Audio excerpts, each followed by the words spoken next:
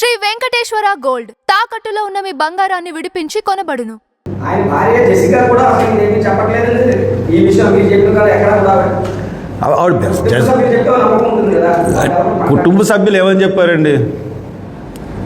Police investigation మీద మాకు నమ్మకం ఉంది, అదే కదా చెప్పారు. మాకు నమ్మకం లేదు. ఆవిడతో ఏకీభవించవలసిన అవసరం నాకేంటి? నా డౌట్లు నన్ను తీర్చాల్సిన బాధ్యత పోలీస్ డిపార్ట్మెంట్ది. ఆవిడ నమ్మితే లోకం అంతా నమ్మేమన్నట్టు కాదు కదా, వాళ్ళ అభిప్రాయం అది. ఆవిడ నమ్మింది కాబట్టి నన్ను నమ్మంటే నేను ఎందుకు నమ్ముతాను? నమ్మను. ఇంకా పోలీస్ డిపార్ట్మెంట్కి ఆ రోజున నేను కానీ లేకపోతే ఆ బాడీని తీసుకెళ్ళలేకపోయిన పరిస్థితులు ఉన్నాయి. అక్కడి నుంచి నా హెల్ప్ వల్ల, నా కోఆపరేషన్ వల్ల, నేను అక్కడ యాక్ట్ చేసిన విధానం వల్ల బాడీని బయటకు తీసుకెళ్ళగలిగారు. కాదని మనం చెప్పండి, పోలీస్ డిపార్ట్మెంట్ని ఇది హర్ష్ కుమార్ సాయం లేకుండా మేము తీసుకెళ్ళగలము అన్నది చెప్పమనండి. తీసుకెళ్ళిపోగలం అన్న ఒక మాట చెప్పమనండి. నేను కానీ లేకపోతే 60,000 మంది 300 మంది పోలీసులు ఉన్నారు. దుఃఖైపోతారు పోలీసులు ఆ రోజు నేను లేకపోతే. ఖచ్చితంగా గర్వంగా చెప్తున్నాను. అంత సముదాయించి, అంత సంజాయించి అందరినీ జనాల్ని వెళ్తున్నారు. వాళ్ళ ఫ్యామిలీ వెయిట్ చేస్తుంది, గొడవ చేయొద్దు, ఎవరు దగ్గర రావద్దని చెప్పి ప్రధాన ద్వారం కూడా తీసుకెళ్ళాను. దొంగదారిలో తీసుకెళ్ళిపోదాం అనుకున్నారు పోలీసులు. అది నా క్యారెక్టర్. నేనెందుకు గొడవలు సృష్టిస్తాను? శాంతి భద్రత సమస్య ఎందుకు కల్పిస్తాను? సారీ, అది మీరు అడగాలండి. మీరు అసలు ఎవరన్నా అడుగుతున్నారా? పోలీసు వాళ్ళు కూర్చోబెట్టిన వీడియో క్లిప్పింగ్ అన్నీ చూసి వచ్చేసారు. ఏమండి అది కాదండి, 202 చూసా. అది కాదండి మెయిన్ అనుకున్నాయన్నా. ఏమండి బిట్టుకని చూపించండి. ఎలా చూపించాలండి? టీవీలు ఎలా చూపెడుతున్నాయి? స్లో ఇలాగ మామూలుగా వెళ్ళిపోతున్నాయి. చూపించేస్తే మీరేమో వినేసి వాళ్ళ దగ్గర క్వశ్చన్ లేకుండా మీరు ఎక్కడ చూపించారు? నేను ప్రెస్ మీట్ అంతా చూశానండి. మొత్తం ప్రెస్ మీట్ అంతా లైవ్ చూశాను నేను. మీకు అది ఏం చూపించారు? మీరు వాళ్ళ దగ్గర మాట్లాడరు. మీరు ఎందుకు అడగలేరు? దమ్మ భయమా?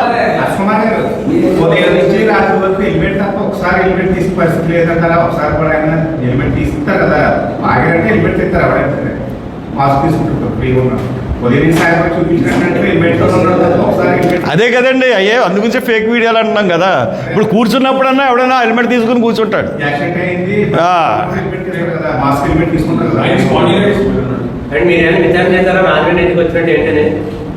రాజమండ్రిలో వచ్చారు అన్నట్టుగా వస్తుంది కదా వాదన. ఎవరిని? రాజమండ్రి నామవరంలో స్థలం తీసుకోవడానికి, నామవరంలో స్థలం తీసుకోవడానికి వచ్చారని అంటున్నారు కదా. ఆయనకి నామవరంలో స్థలం ఉందటండి. ఆయన బండి వేసుకొచ్చిన కారణం ఏంటంటే ఆవిడ వద్దన్నారట ఇంట్లో. ఎందుకు బండి మీద అంటే, నాకు రాజమండ్రి వెళ్తే తిరగడానికి ఉండట్లేదు, అందుకని ఇది బండి తీసుకెళ్ళి ఇక్కడ పెట్టేస్తాను, తర్వాత ఎప్పుడన్నా నేను ఫ్లైట్లో వెళ్ళినా నాకు బండి ఉపయోగపడుతుంది అన్న ఉద్దేశంతో బండి మీద వచ్చాడని చెప్తా ఉన్నారు. మరి అదే ఎక్కడ స్థలం ఉంది? ఒకళ్ళు కేశవరంలో చెప్పారు, పోలీసు వాళ్ళు నామవరం అని చెప్పారు. అక్కడ ఏదో ఒక మళ్ళీ సంస్థను ఏదో ఎస్టాబ్లిష్ చేద్దామని అనుకుంటున్నారని ఒక వార్త. ఎందుకుంటుంది సార్? ఏమండి నాకు అవసరం ఏంటండి ఇన్వెస్టిగేషన్?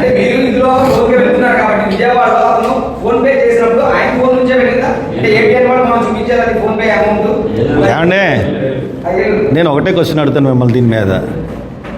ఫోన్పే నెంబర్ నుంచి వెళ్ళిందా లేదా అని అడుగుతున్నారు కదా. ఫోన్లు ఎవరి దగ్గర ఉన్నాయండి?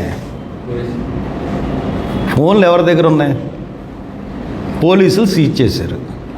ఫోన్పే రిసీట్ ఏబిఎన్ వాళ్ళు ఎలా చూపించగలరు?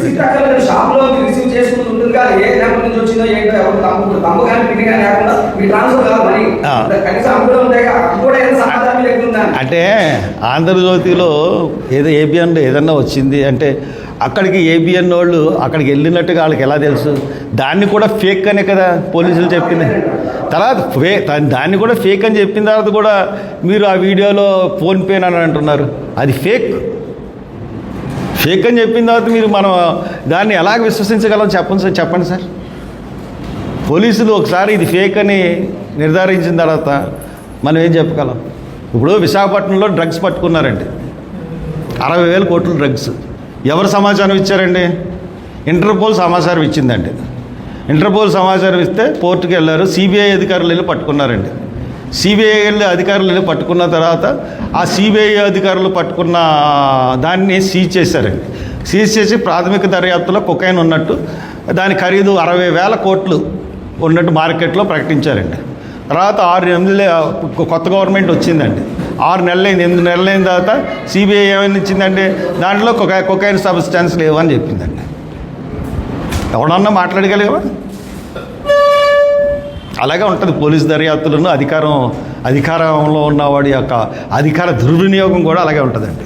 సార్ రీపోస్ట్ మార్టంకి ఎన్ఓసి అడిగారు, మరి ఎవరు తప్పకుండా హైకోర్టుకి వెళ్ళి రీపోస్ట్ మార్టంకి నాకు ఎండార్స్మెంట్ కలెక్టర్ గారు ఇచ్చారండి, ఎస్పీ గారు ఇంకా ఇవ్వలేదు ఎక్నాలెడ్జ్మెంట్. కాబట్టి అది నేను డెఫినెట్గా రీపోస్ట్ మార్టం చేస్తాను. ఇప్పుడు కూడా వాళ్ళు రీపోస్ట్ మార్టం ఎందుకు లేట్ చేస్తున్నారంటే, గమ్ముని ఇప్పుడు రిపోర్ట్ ఇచ్చేస్తే హర్ష కుమార్ గారు కోర్టుకు వెళ్ళిపోతాడు అర్జెంటుగాను దీన్ని పట్టుకుని. కాబట్టి దీన్ని లేట్ చేస్తే ఆ కడుపులో ఉన్నటువంటి కొంత అన్నీ కరిగిపోతాయి. అప్పుడు మనం ఏదో సంథింగ్ ఈజ్ బిహైండ్ దట్. అందుకనే లేట్ చేస్తున్నారు, అన్ని సబ్స్టాన్సెస్ దొరకకుండా ఉండడానికి లేట్ చేస్తున్నారు. Thank you. అన్నాడు కదా, ఆడి గురించి నేనేం చెప్తాను కానీ సరే, ఎనీహౌ మీరు అడుగుతున్నారు కాబట్టి ఆధారాలు ఉన్నాయి అని అన్నాడు. ఆధారాలు ఉంటే చూపించమనండి, అంతకని ఎక్కువ మాట్లాడిన తన గురించి నేను. ఎందుకంటే ఆ రోజు మార్నింగ్ వాళ్ళు ఇంటికి వెళ్ళి వాళ్ళ నాన్నగారు చనిపోయారని పలకరించారు. తర్వాత ఆయనే చెప్పాడు దీని గురించి. అంతకుముందు వరకు నాకు తెలియదు. నేను వచ్చినప్పుడు ఆగాను, అయిపోయిన తర్వాత ఆయన ఏమో వీడియోలు చూసి సాటిస్ఫై అయ్యాడు, నేను సాటిస్ఫై అవ్వలేదు. ఆయన బయటకు వచ్చి ఇది యాక్సిడెంట్ అన్నాడు, నేను కాదన్నాను. అంతే మా ఇద్దరికి డిఫరెన్స్. హర్ష్ కుమార్ గారు అన్నారు బలమైన ఆధారం ఉంది నాకు, ఇది హత్య అని అన్నారు, ఇది యాక్సిడెంట్ అని అన్నారు. దానికి నాకు బలమైన ఆధారం ఉంది, బయట పెట్టామోనండి. I have no objection.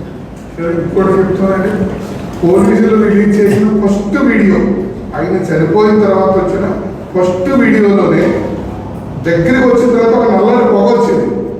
ఆ పొగ ఇప్పుడు వచ్చి ఎవరు ప్రస్తావించలేదు, ఎవరు క్లారిటీ ఇవ్వలేదు, ఎవరో దాని గురించి అసలు సబ్జెక్టే మాట్లాడలేదు. అది ఒకసారి మళ్ళా వీడియో కాదు, ఆ పొగ గురించి నేను వచ్చి ఆ పొగ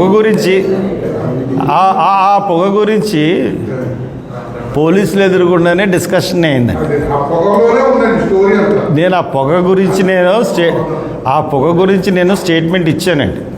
ఏమని పోలీసులకి, నాకు ఈ పొగ కనబట్టలేదు, ఇది నేను నమ్మలేని, ఇది యాక్సిడెంట్ అన్నట్టు పోలీసులకే చెప్పాను. తర్వాత నా వీడియో కాన్ఫరెన్స్లో, నా ప్రెస్ కాన్ఫరెన్స్లో కూడా దాని గురించి చెప్తాను. అది ఒక పొగ చూసి నేను నమ్మలేను. ఇంకో చోట చాలా ఫేక్ వీడియోల్లో యాక్సిడెంట్ వెనకాల పడిపోయినట్టు చెప్తున్నారు. తర్వాత ఆ బండి వేసుకుని మళ్ళీ ఎలా వస్తున్నాడన్నా చూపించాలి కదా, ఏ వీడియోలో లేదు. ఇంకోటి ఎస్పీ గారు అనుమానాస్పద కారులు 4 ఉన్నాయి, దాంట్లో కారుడు కాతేరులో దిగిపోయాడు. ఆ దిగిపోయిన తర్వాత బండి వెళ్ళిపోతుంది, బండి వెళ్ళిపోతున్నది, బ్యాగ్ ఏమో పక్కకు ఒరిగిపోయింది, ఇదేంటి బ్లింకర్ లైట్ వేసుకుని వెళ్ళిపోతున్నారని చెప్పాడు.